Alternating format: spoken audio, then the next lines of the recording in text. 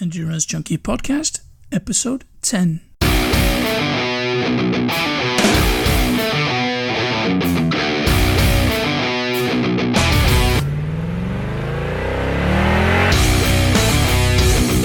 Howdy, Junkie, and thank you for joining me for another episode of the Endurance Junkie Podcast, the show where I will be interviewing some of the fastest, smartest, and most inspiring people active in the endurance world today. And today's guest, well, he's all three actually. It's Kristian Manietta, and he's a performance enhancement coach and a bit of a thought leader when it comes to triathlon training. Through his business, Trispecific, he has a mission to find and develop a smarter and more efficient way to train, one that wouldn't leave athletes burned out and unable to perform on race day. His reputation for superior coaching skills and his strong drive to acquire the latest knowledge and information have helped him develop an extensive global squad of online and personal athletes. Kristian, thanks for taking the time to chat here today. Can you tell us a bit about yourself and how you ended up in triathlon? Yeah, thanks, Peter, for having me on the show. I love this platform, and as you know, I have my own podcast with my co-host Pete Lever, and we just love doing interviews and interviewing others. So thanks for having me on your podcast. I love this stuff, and I can speak about triathlon all day. Cool. So, I guess I've always been into sport. So up until 2012, I was actually a professional snowboarder, so I couldn't be as far away from triathlon if you could possibly try. And I can tell you that was an absolute dream career. But I had a couple of major crashes, and one which I compression fractured my T12, which is my back. And, I did make a comeback from that. But then I had, one really crappy season and went on to develop a whole bunch of negative and victim mindset. And I chucked it in, which is just totally crazy. And I really didn't learn the lessons of that until years later, and probably something I can speak about more later on in this podcast. But I guess then in 2002, my then girlfriend, Charlotte, who's now my wife, she was really bored of going to the gym and running on treadmills. And she wanted to fulfill a lifetime dream of running a marathon. So she wanted to join a run club, but found most of them were just made up of old people, and it wasn't that motivating. So we kept searching on the interwebs, and triathlon kept popping up. So it kind of piqued our interest, and I felt at that time I needed to do something else. So we basically sold a lot of snowboard gear to fund the toys we needed for triathlon. We joined a club and got a coach. But there was one major problem, is because we wanted to do all these sprint triathlons. Well, I wanted to do a lot of sprint triathlons. My wife thought about one. And the coaching group that we joined was all geared to Ironman. So we started training in, I think it was August 2002, and ended up doing our first half Ironman, or now 70.3 as they're called, in December of that year. And back then, you actually had to qualify to do Ironman Australia. Yep. We only had one Ironman then, and so somehow we both qualified for that, and Ironman Australia was in May the following year. So it wasn't much time between starting the sport and jumping into the deep end. So I guess I'll tell you a bit more about my journey and that first Ironman in a bit, but the small part is Charlotte absolutely kicked my butt, plus most of the guys and the girls in the squad, and she ended up coming second in her age group and qualifying for Kona. And the crazy thing is, she didn't even know what Kona was. Yeah. and funnily enough, Kona ended up being the week before our wedding, and all of our parents were like, no, you can't go. And Charlotte's parents had to fly out, and her family had to fly out from the UK, and they're like, no, you've got to be here and whatever. And I was like, hell no, we're going to Kona. I knew what it was about. And I guess the funny thing is also about that story is Charlotte still today has not run a straight marathon, but she's done 23 Ironmans, and she also went on to have a pretty good pro career in the sport. So I guess that's a little bit of an intro about us. So Kristian, in a couple of years, you went from an 11:27 Ironman in 2003 to sub 9 in 2007. Can you tell us a bit about the road to that sub 9 and the things you learned along the way, and how this influenced your coaching philosophy? Yeah, for sure. How much time do we have? But it could be a long one now. I'll keep it nice and succinct if I can. I guess you know, a lot of that 11:27 to sub 9 time, you know, without a doubt did influence my coaching philosophy, especially the philosophy I have today. And I've learned so much, and I guess I continue continue to refine that philosophy, but there's some definite things that underpin it. And I guess if we start back in 2003, I was 25, a young buck full of ego, coming off being a pro athlete in a completely different domain. So being that age and from that kind of always pushing sports background, I really wanted to fast track everything, which is an error, and something I try and tell people that you can't rush performance in these days. But so I was trying to push hard all the time and trying to play with the bigger boys, so to speak, and my expectations were just way out of whack for where I was in terms of training age for triathlon, not to mention Ironman triathlon. So that led to me getting sick and being injured with before my first Ironman, and I got chronic ITB.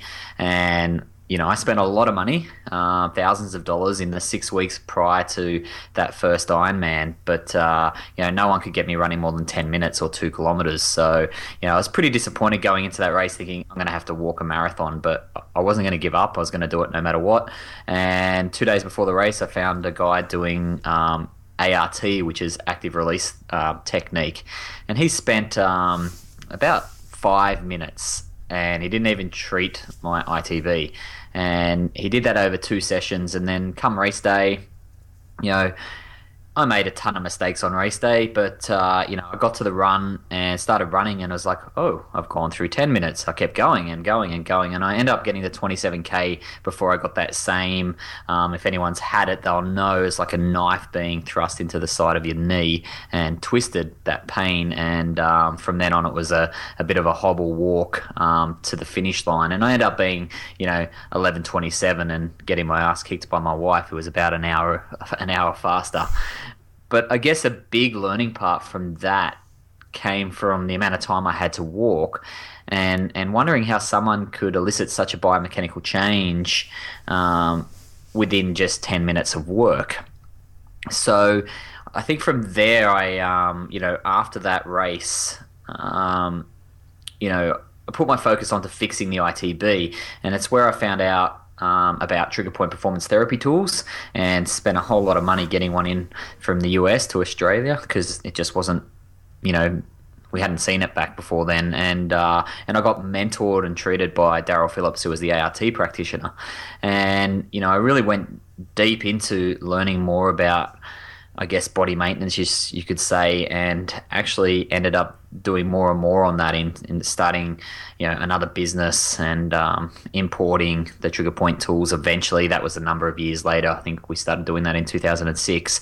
But I kind of learned that really, and body maintenance underpins a lot of what we're able to do as an athlete. And even today, it's such a huge part of performance. And if you can't move, you can't perform. So, it really taught me, I guess, to take responsibility for myself. One session with a therapist really can't fix a hell of a lot of training that we have on a body, especially a body that wasn't ready for it, and a body that never got any body work. So, I guess that was a major lesson. And I guess if I step back, leading up to, and because I know you're going to ask the question later on, but leading up to our first half Ironman, where we qualified for the Ironman, I remember laying in bed with my wife trying to eat these bars, because our coach at the time had this very structured carbo loading program. And, I sat there and I'm like, I think it was when we woke up in the morning, and I'm trying to eat this bar and that, and I was, nearly made myself sick. And I'm like, this can't be the way. You can't feel like this crap and then try and go and perform. So that kind of, planted the seed that I come to believe these days that carb loading is not the way to go, and can actually impact your performance negatively. So that was one of the early lessons I had in the sport. And then the next lesson was taking self-responsibility for yourself and your own body maintenance and everything like that. And then obviously Charlotte qualified for Kona, so we went to Kona, and after seeing Kona live, I just wanted to be there. And I guess following on extra races and that, I kept making more mistakes, but I really just started questioning the training I was doing and what the coach was giving, because at this time I was always one of those athletes that just had to understand everything, and it's a bit of my background. And at the time I was doing some personal training as well and strength and conditioning coaching, so I was learning so much and going, is this the right way?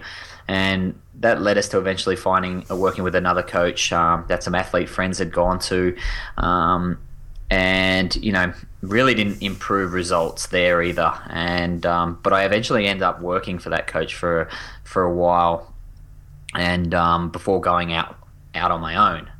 And I guess when we went out on my own, that was the first defining change, and really developing my philosophy as a whole today. And at that time we used some mentors, which were some good age groupers, and an older guy that kind of did some coaching on the side, but mainly he was just a good age grouper, and did lots of research and self-experimentation. And I can say I was absolutely hell-bent on getting to Kona. I could see it. It was a definite purpose, which for everyone, that's a strong thing to have. If you've got definite purpose on getting somewhere, or no matter what it is in life, it will help you. So in that period of time, we did a significant amount of volume. And but at the same time, we also did a lot of specific strength work, which really is a basis for part of my philosophy today, the strength work over the significant amount of volume that we did, because while I think that's important for us period of time, I don't think it's everything. So at that time, I think a big area was that our training just got so much more specific for us as individuals, and was not created around a training group atmosphere, which when we had done that in a squad environment, there was always people that were starting way behind you and guys way ahead of you, and vice versa, and it was just all mixed, so you're never getting anything that was working or should work for you. So yeah, you either go too fast or you go too slow, but it's not tailored to your own needs.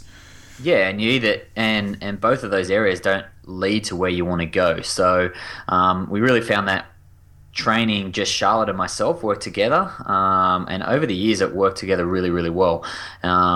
Even though we're husband and wife, it just worked. Our running was essentially pretty similar. Our swimming was very similar, and I was a little bit stronger on the bike, which definitely helped her, especially in her pro career. But we found that working with a small group of athletes, 4 to 6, highly dedicated athletes, that we got stuff done. And with that, we did a lot of work. And in 2007, I got close to Kona a couple of times, and by close I mean I did Ironman Malaysia, and I missed out by one spot, and that's the closest I'd ever been. I had a breakthrough race, so it was the fastest I'd gone, but I still didn't break 10 hours. I went just over 10 hours, and I would have, could have, should have, but I mentally cracked in that race. And that really led me to taking that lesson on board. And I was fortunate in a way that I had another Ironman lined up 5 weeks later, which was Ironman Australia. So I took that mental, hey, I need to work on that area. I need to be mentally strong in that last part of the race when it is tough. And I took that in, and I had a massive breakthrough at IM Oz and went 30 minutes quicker again. So I think that gave me about a 9:37. And I got sprinted down in the finish chute, and that led to being 6 seconds from missing a Kona spot. Oh, that must have hurt. Yeah, so, yeah, it hurt a little bit at the time. I was definitely disappointed. But at the same time, I was over the moon, because in my head, I really believed that I could be a 9:30s athlete. Even when I was at 10 and a half hours, I really knew that, and I really believed in it. And I guess that was, the realization of that. So I was pretty damn happy, but I'd missed the big goal of getting to Kona, and Charlotte was already qualified, and we had her year mapped out, and the knee-jerk reaction was to go to Lake Placid, and because she was doing it, but unfortunately, I just got into the training, and it was like, oh, I can't do this and can't run a business at the same time, and it was this and that. So that was kind of going, can I really run businesses and do all this training? It just was, and that's kind of another seed that started to develop there. But I ended up focusing predominantly on Ironman WA at the end of the year. So we went to Lake Placid, and then we went to Hawaii. In Hawaii, I did kind of like my own little mini camp by myself, and did a really good session with a friend of mine where we rode up to Mauna Kea, and then hiked from the visitor center, ran, I should say, from the visitor center up to the top, which was a very epic day and a big day. But I came back from that and knew I was in amazing shape. I also had to work for like the 4 or 5 days leading into race day, because I had the Trigger Point business then, so I was in the expo standing on my feet all day. And some people might be like, oh, you've got to keep your feet up. As a coach, we always say, hey, you got to relax in those days and keep your feet up as much as possible. I was standing on my feet from early in the morning to 6, 7 at night. But I was so passionate and I loved doing what I was doing, so it didn't really affect me. I think it was positive for me. And, I went into the race. And the funny thing is, I'd done some runs before the race, and I was daydreaming about seeing an 8 on the clock, which was just ridiculous. I'd been 9:37, so see an 8 on the clock would be just crazy. But I knew I'd be kind of low 9s, and to get to Hawaii, I knew I needed to be there because the field was exceptional. We have some great age group athletes in Australia, and some of the guys in my age group had gone sub-9 before, so I knew what I was up against. So my attitude was that I was fit, I was strong both in mind and body, and I was going to come and race and come what may. So it was pretty amazing turning into that finish chute, and I knew probably 10k out that I could hold what I was doing, but running down that finish chute and seeing that time on the clock, seeing it in the 8s, it was like deja vu. And, I still get tingles today thinking about that. And that was my first sub-9. But the even better thing about that day was that Charlotte won the female race outright, and she won it in 9 hours and 50 seconds. And so, unfortunately, that's the fastest she's gone. I was so close to that sub-9 time. But, awesome to see her do that and be on the course at the same time. So, with that, I guess we were kind of, hey, this is the training. It works. We've just had this year and we've had so much success. It's great. And I guess this is right at the time that we had, I guess, what I'd call my second defining change in philosophy and development of the philosophy and what we do. So, it's pretty obvious we were on cloud 9 after that race. And we were really quick to look at, hey, everything that went right, but where do we need to improve? And we jumped back in just way too quick and didn't let the body recover. So one of those areas was we needed to swim faster. And I'm talking, we were swimming in the 55s, 57 mark. And some of the guys in my age group are swimming sub 50. So, or low 50s. So, when you're that far behind, and they're also good bikers and runners, so you're like, well, how the hell do I, bring that gap down? So that was an obvious area. So I'd been researching swim coaches, and I kind of hunted down a guy that went against the typical mold of swim coaching, and his name was Milton Elms, and he's an American who coached Natalie Coughlin to a lot of her success of, I don't know how many world records and Olympic gold she's won for the US, but it was a lot. And his partner at the time, and it still is, I believe, was an Aussie teenage sensation way back in the 70s, whose name is Shane Gould. And I think in 72 Olympics, she won like 3 golds, a silver and a bronze, and at that time held every single world freestyle record from 100 out to 1500. So, it was pretty cool to go and spend some time with them. But we did this literally straight after the race and went down to Tasmania, which is the bottom tip, a little island off the south of Australia, and it's freezing down there, even in summer. So, we got into these freezing outdoor pools, and we weren't doing any hard work.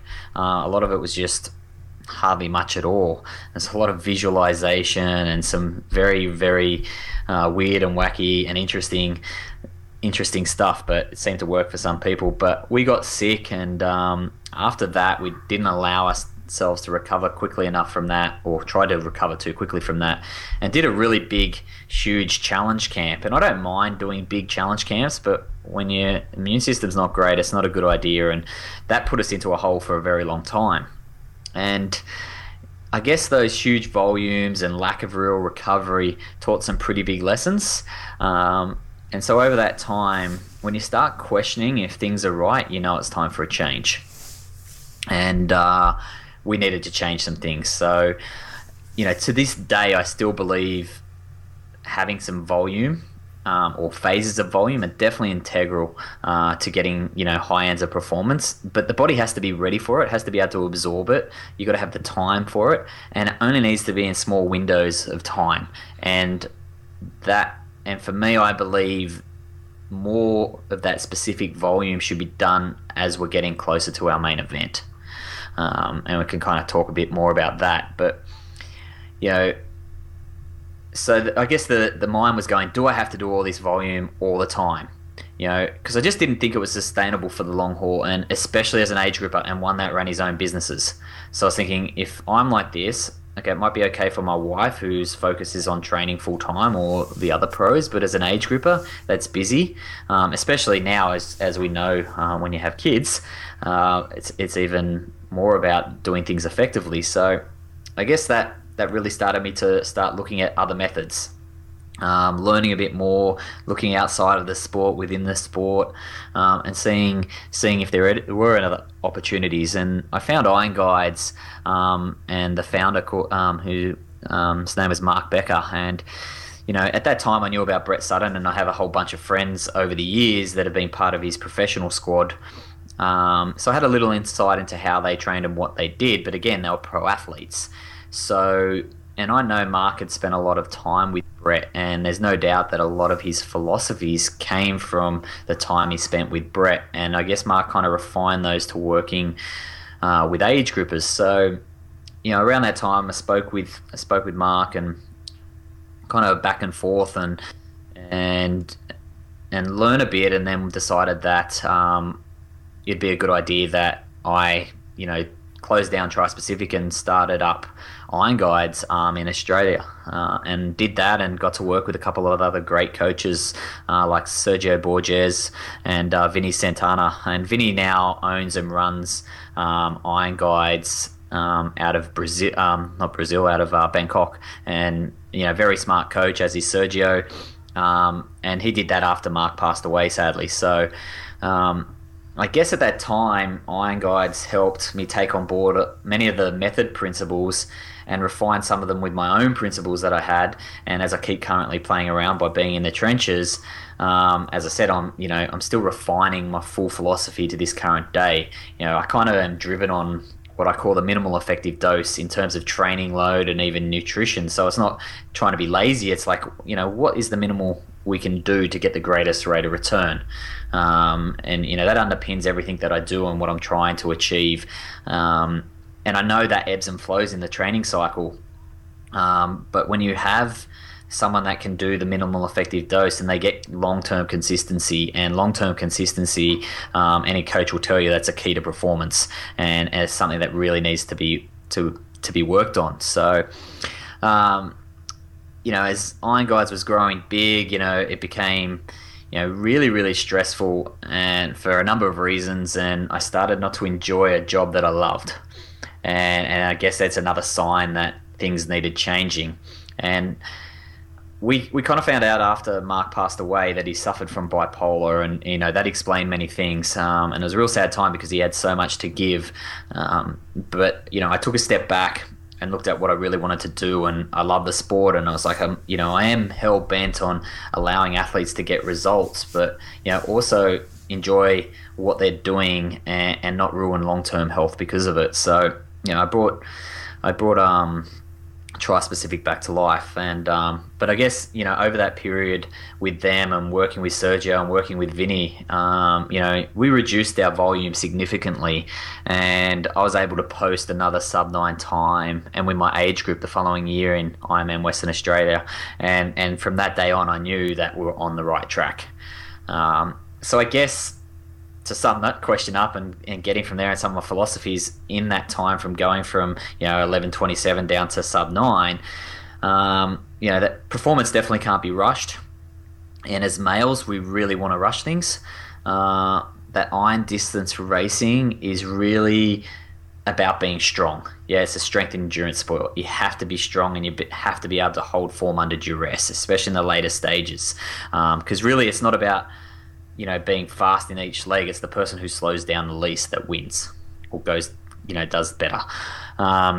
So I also figured out that normal periodization and traditional base training weren't the most effective ways of doing things. So, 100% believe there are better ways, and that's the way we coach today.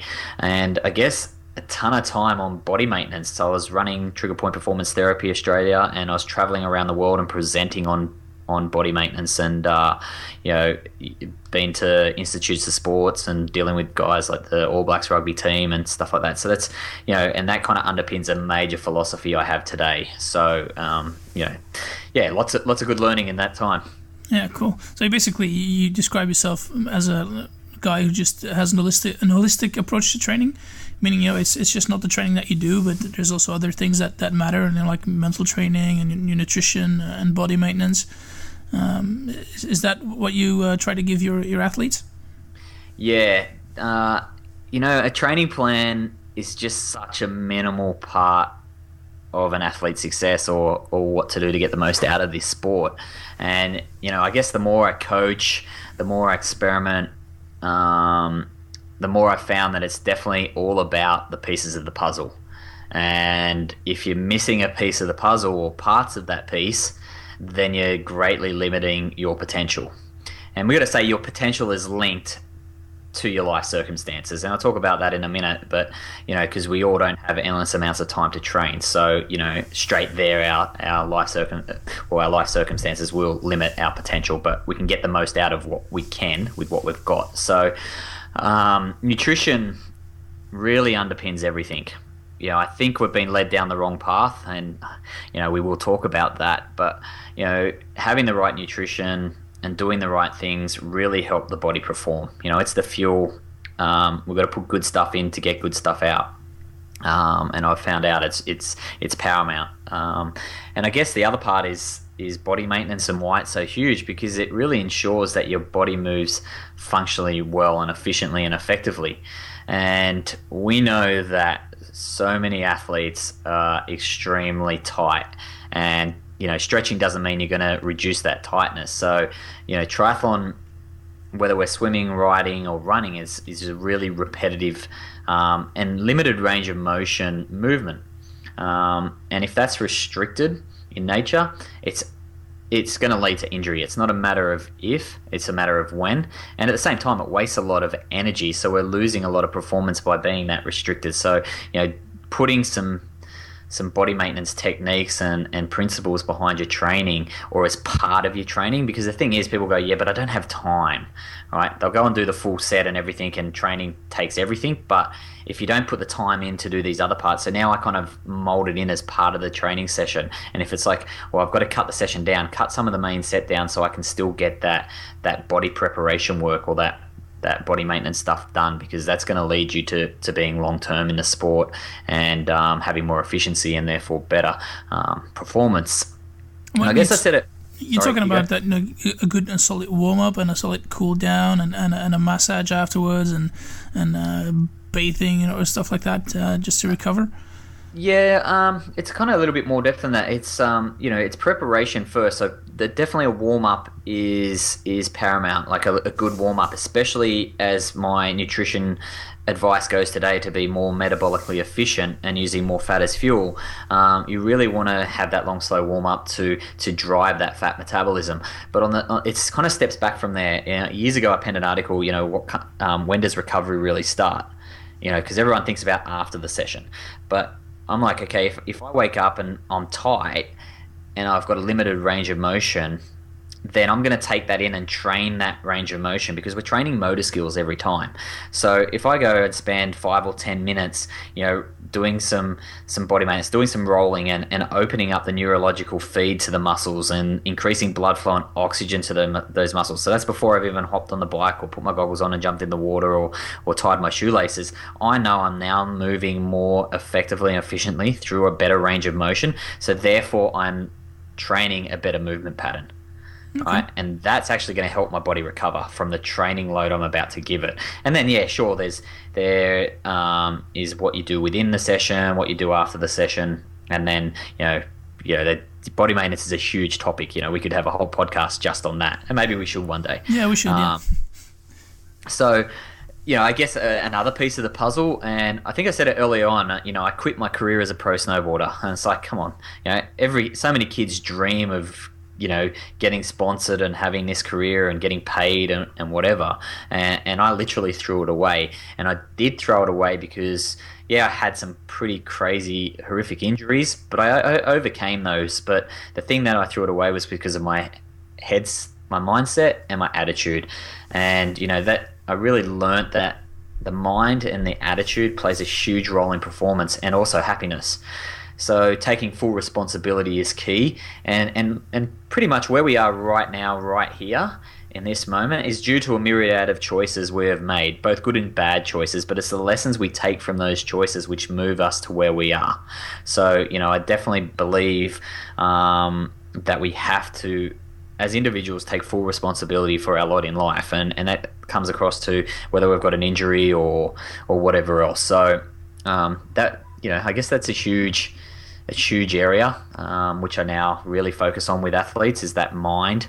And another part of that is, I guess, working with my wife. Even before I was coaching, I was kind of coaching her. So my belief in her was bigger than hers. So we really worked on developing her own self-belief, because I know it was something she really struggled with, and I know it's something that a lot of people struggle with. And over years, it's something I haven't struggled with. So, because I knew when I hopped on a snowboard for the first time, and then, subsequent times after that, I saw these people doing it, I'm like, I can do that. And then, spent the time learning how to do that and got there. So I did it with my wife in what I call the whiteboard method. So, which was basically, I think it was leading up to her third Ironman. So she raced Ironman Australia, then she raced Hawaii, and she was 6 in her age group in Hawaii, so just missed the podium from one spot. And then we went back into racing Ironman Australia again. And so I put up on a whiteboard what Charlotte can do, and I put the swim time, the T1 split, the bike time, the T2 split, the run time, and the overall time. I got to within, and at that time, I think her fastest race was like a 10:26. So I put a sub 10 time on there. That was so far out of her realm of ability or belief, it wasn't funny. But she didn't make me take the whiteboard down. So she looked at it, and the one thing that she was good at, she implemented the training plan to a T. Right? This is before I was coaching her, so it was the first coach that we had. And she just did it. She ticked off the sessions, did everything she was told to do, no harder, no slower, whatever. But she looked at that board every single day and multiple times a day. And, another seed was developed. And then as she got fitter and stronger and faster, a bit more belief came about. And do you know what? I was 20 seconds off what I put on that board. Wow. And she went top 10 female overall, and, got a chance to go to Hawaii again, but we also looked at it and went, maybe you're okay at this sport. She didn't start until she was 29, and then we're doing that, and we're like, well, what have we got to lose? Throw it in the hat, and then, we went down the process of becoming a pro athlete for her. So, the mind thing is so powerful, and little tricks like that really work. And I guess I alluded to it before, was using visualization. When I was running down that finish shoot and seeing that time, it was crazy because of that deja vu. And I know I'd seen it so many times in my daydreaming, or you could call it that visualization.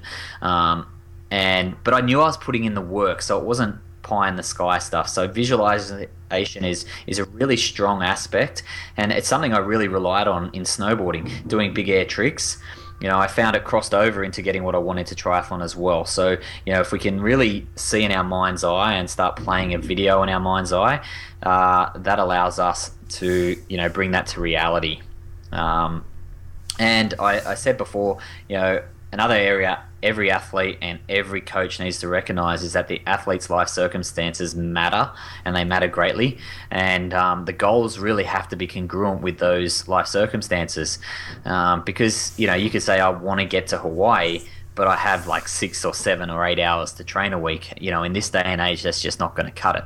Right now, you don't need to be doing 20 hours a week, but you need to be, doing some time, or it might cut it, but that might be 3 or 4 or 5 year goal.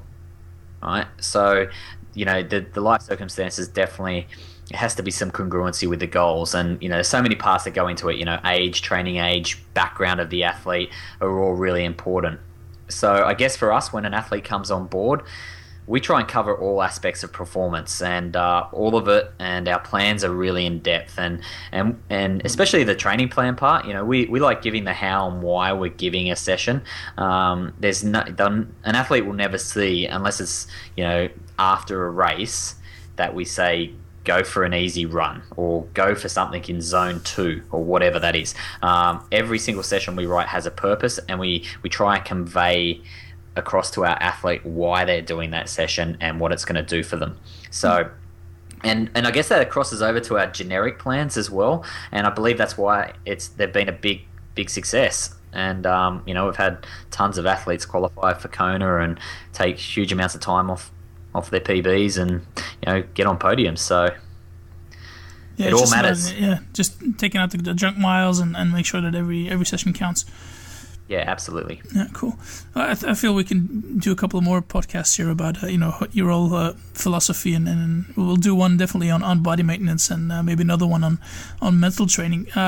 One thing I want to go into further now here is nutrition, because you were recently diagnosed with celiac disease, and meaning you have to follow a totally gluten-free diet. Now I'm guessing this sort of had a bit of an impact on the way that you fuel yourself during exercise. Can you talk a bit about that? And because I think you also recommend everyone going gluten-free. Yeah, I guess you could say that was literally a life-changing event. And it's kind of interesting how it happened, because it brings up so many questions. Why for 36 years of my life have I never had a problem or a knowingly problem with gluten? What I didn't understand or know at the time was that I had the celiac gene, one strain of it. So even though my parents have got their head in the sand, one of them, or maybe both of them, definitely has it. And so you have to have the gene to switch that on.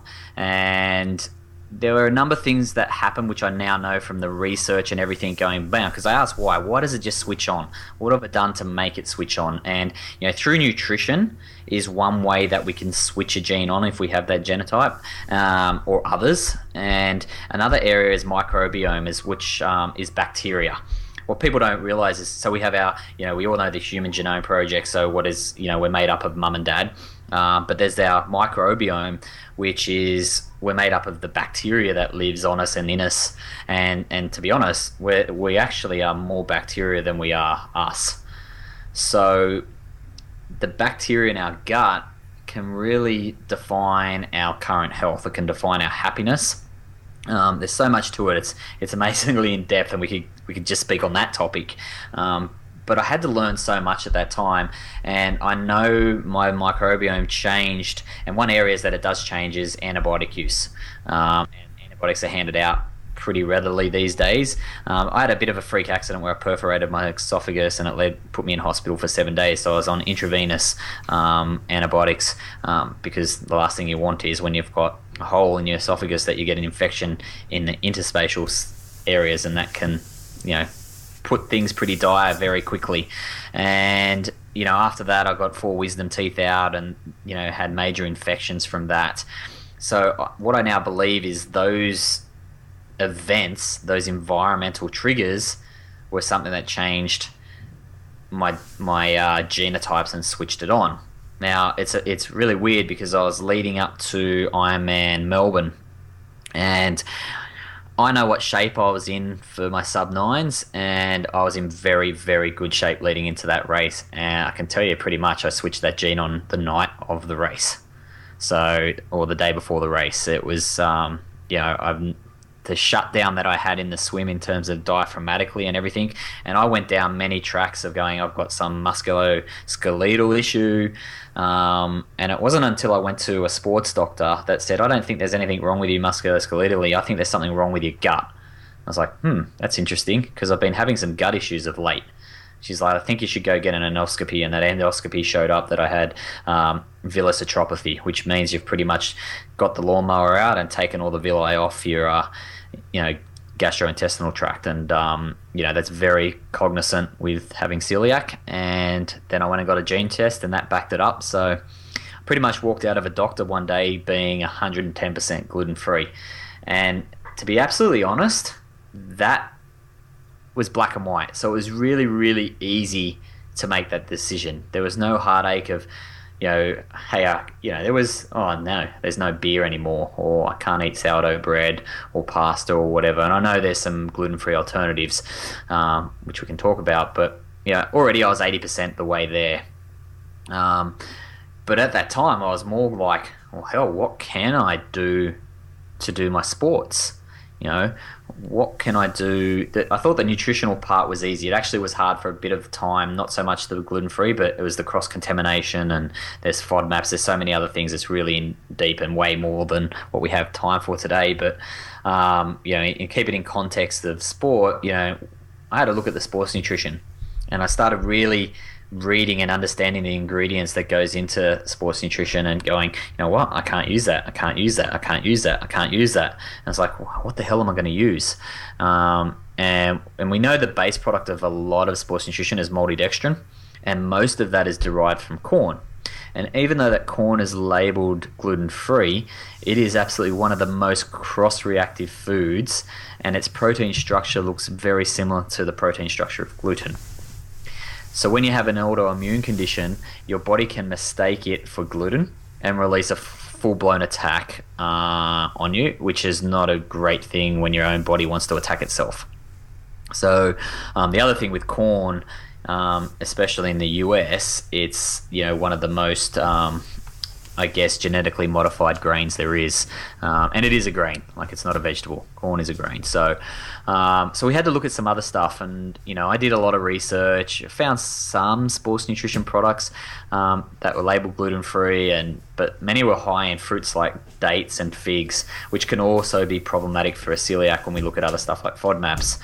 So I guess I had a nutritionist friend at the time, still a good friend, who I've done a number of podcasts with, Steph Lowe, the natural nutritionist, and Pete Lever, who works as a coach for me and also the co-host of our podcast.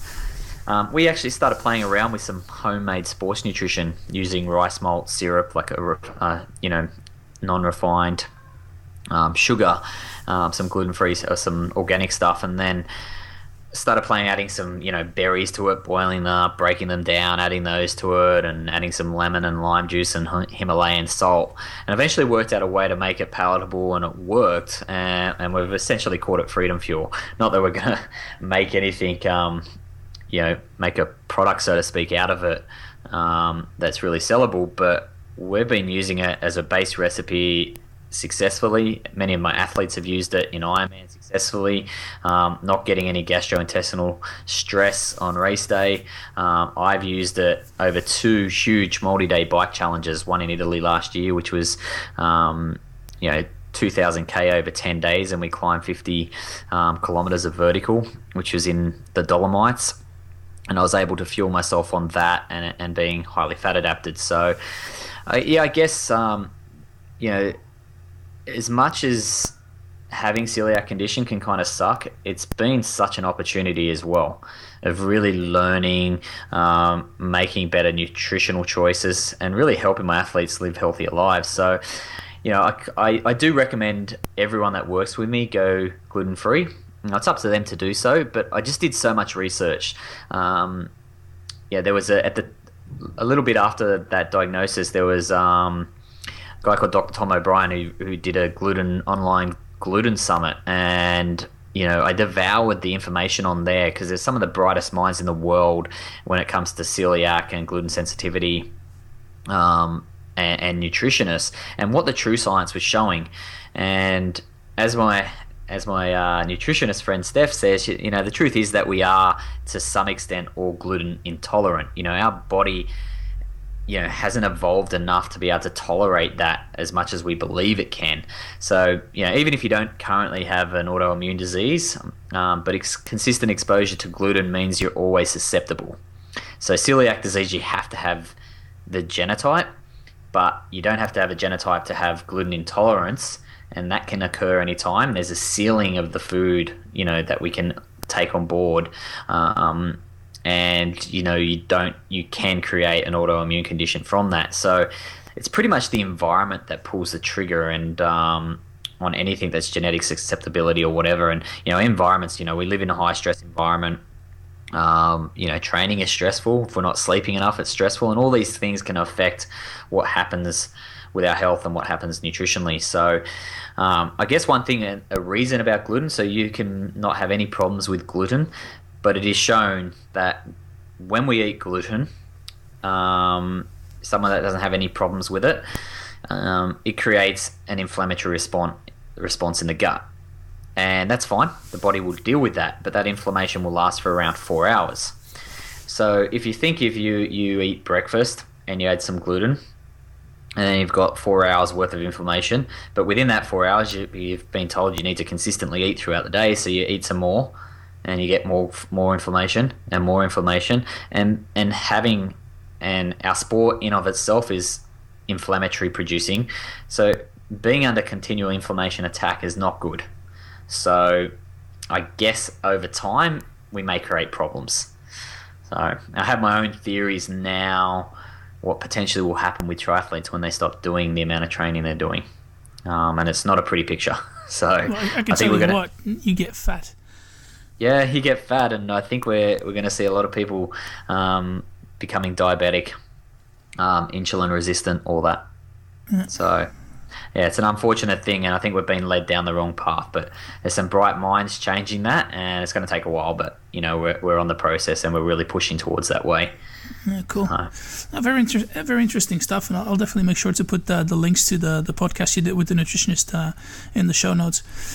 Well, that's about all the time we have for today. Rounding things off, what's the best way for people to get in touch with you? And is there anything else you want to plug? Yeah, great. Thanks for having me on. But trispecific.com is my website, and that's trispecific.com. And you can go on there and see, look at our blogs. Our podcast is on there as well.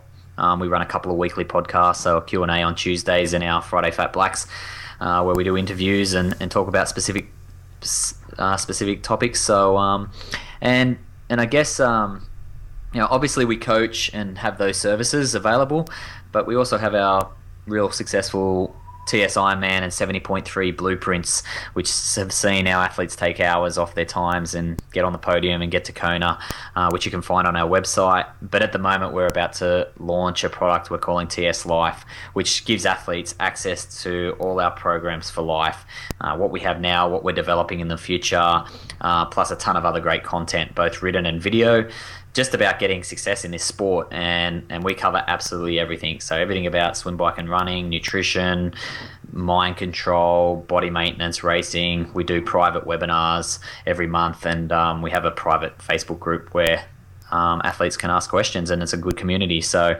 that will be trispecific.com/TS Life, and that will be available pretty soon. All right, awesome. Well, thank you very much, Kristian. Much appreciated. We'll talk soon because there's a lot of stuff to cover here. There is. Thanks very much, Peter. Really appreciate it. Cheers. Well, that's it for us for this week, Junkie. I really hope you enjoyed that interview with Kristian here today. And if you've missed anything, well, I kindly invite you to check out the show notes on endurance-junkie.com/10. And there you will find all the links and how to get in touch with Kristian if you desire to do so. Now, if you enjoyed the episode or any other ones that we have launched so far, can I ask you to please go to iTunes and give us a review and a rating. That will really help us grow the show and get even more exposure. Thank you very much. And that leaves me with one final thing. There's a sale going on the website.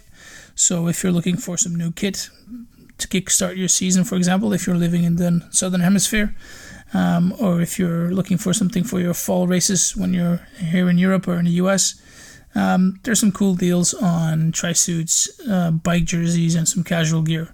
So please check it out. Hopefully there's something that you like.